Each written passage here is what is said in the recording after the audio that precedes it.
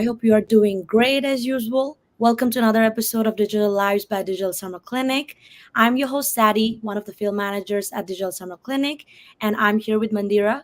She's also one of the field managers at Digital Summer Clinic. So, before starting off, I'd like to remind all our viewers to comment for the question and answer to our special guest today, which we'll be taking at the end, obviously. So now it's time to welcome our mentors here at Digital Summer Clinic. As you have seen, a lot of guests before, they were interns, past interns, but from now onwards, we'll be having our mentors with us. So on today's episode, we have the Director of Performance at ADA Health, Ian Sherk. Hello, Ian. How are you doing today? Hi, doing well.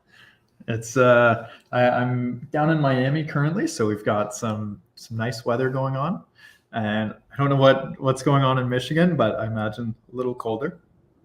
Okay. Yeah, I mean it's not that bad right now, but I mean Miami is so much better. So all right. We'll move on with the questions. So the first question would be, could you walk us through your journey from a student to a mentor, and what were some defining moments that shaped your trajectory? Yeah. Um, so I started off my first exposure to marketing really was in sort of the early stages of the mentorship mentee program.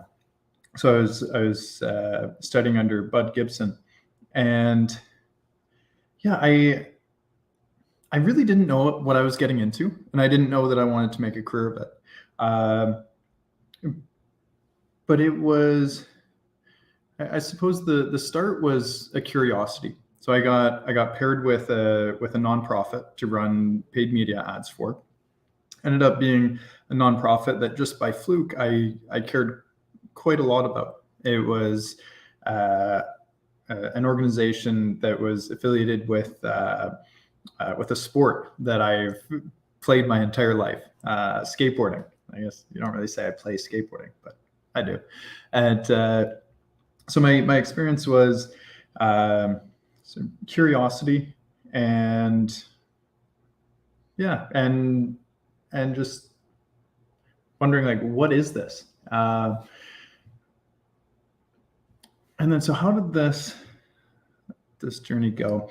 It was, I suppose at first I just leaned in, tried to learn as much as I could about the tool, about the platform of Google Ads, about how people navigate their journeys online to perform actions that are valued to an organization.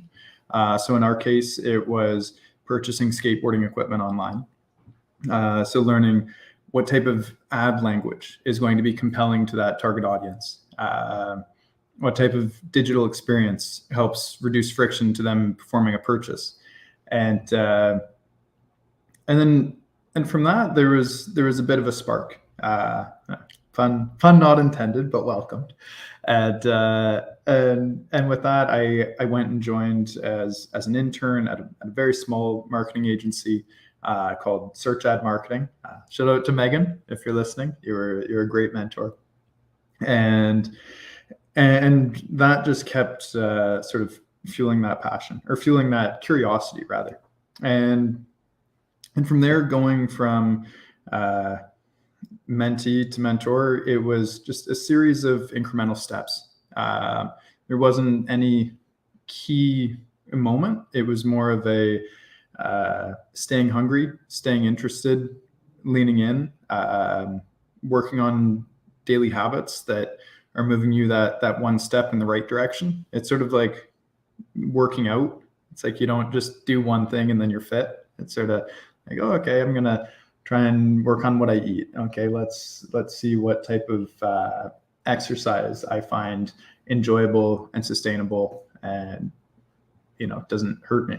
Um, and yeah, and with that, I stayed in touch with Bud, and it was a real honor when he asked me to come in and participate as a mentee or as a mentor. And along the way, I suppose I did have some career defining moments of like joining a very small startup that we then scaled to, from 7 people around that to about 160 people at the time I left. And and then where I'm at now, which is a uh, much larger health tech company. Yeah, thank you for sharing your insights, Ian. It was great because to the extent I, as past mentors, we got to see, like, we got to talk to you, and we really appreciated your insights throughout the entire summer. And kind of leading into the next question, how did your own experiences as a mentee? I know you've had a bunch of mentors. How did that shape your approach to mentoring others? Yeah, I think one thing that I remember is uh, being scared. Early on in my career, um, being curious, interested, but also scared, and sometimes and really appreciating it when people would, you know, invite me to talk or invite me to speak up or ask questions. And like Chad Wybasek was a very inviting, welcoming individual you know when I was just starting out. And so that's something that I've tried to help people feel comfortable with, is understanding, you don't need to have all the answers. You don't need to know where you want to be in 5 years, and yeah, ask questions. All right, that sounds great. And yeah, as Mandira said, that you were one of the like great mentors for us, and thank you for all your insights you provided during the internship period. They were really helpful. So it's gonna be a similar question, like a follow-up question for our future interns, since you are one of the mentors as well. So, what advice would you give to students who are looking to apply to the Digital Summer Clinic?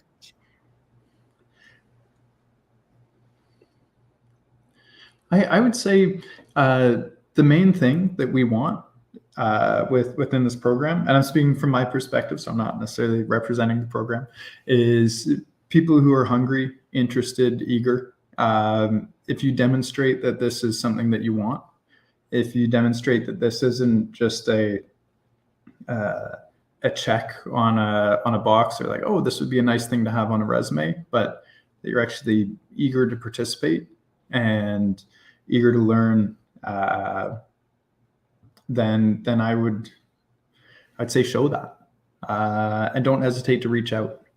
Um,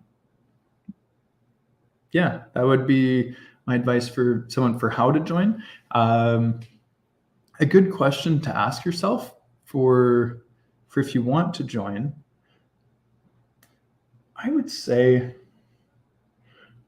I'd say digital marketing is a very wide space, because you can lean really far into the technical side of, working more on even the like back end web development, like service design, uh, or you can really lean into the creative side of like front end, ad copy, graphic design, uh, even just branding, uh, creating brand tone.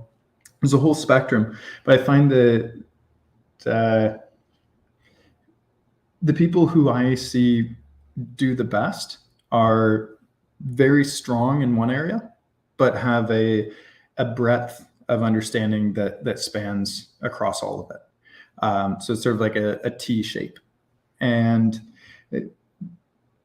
with that, ask yourself, are you willing to learn about the things that you don't find as interesting? Because you really want that broad knowledge base, even in areas that you're not as naturally attuned to.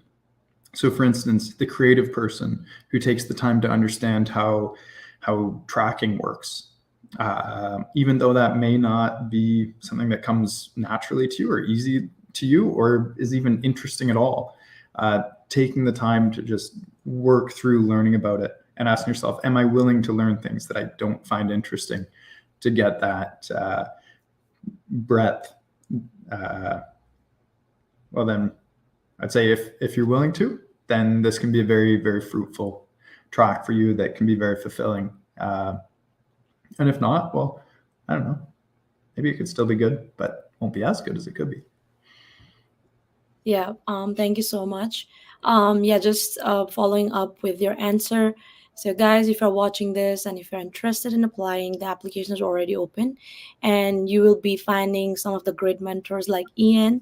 So, definitely don't miss the opportunity. Now we'll move on to some questions or like comments from our audience. Okay, so here's the first question from Bud Gibson. What convinced Ian to take his first digital marketing class? Was he a marketing major? I was not a marketing major. It was really just talking with I can't remember the name of the department, the college advisor, and I was up in her office chatting through the course catalog, and she pointed out, hey, we have this really interesting class, and you have a history of, like, I did a lot of metalsmithing in the past. I had done some coding work, so I had a bit of computer science background, and she's like, I think you might find this interesting. And so it wasn't with any intention of pursuing it as long term. It was more, I'm curious about this, and that was what motivated me. That's great. It's crazy how like just one class would, like matter so much, and it would like bring so much change in your life. But yeah, I'm glad to hear about that.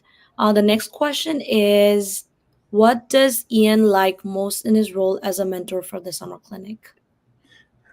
I would say getting to meet the students and getting to know them.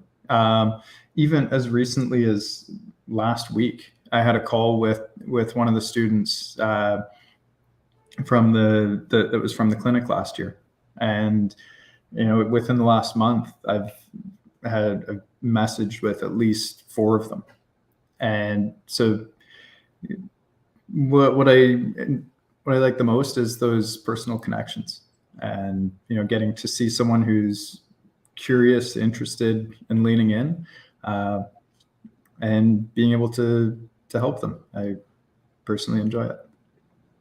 Definitely. So it means that, your mentorship is like beyond the internship period.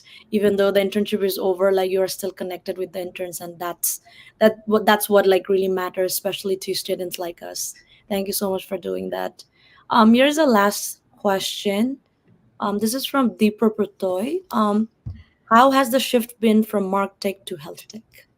Um, so I would say the biggest thing is regulations. Now, my last company sort of bills themselves as Martech. Um, I would say,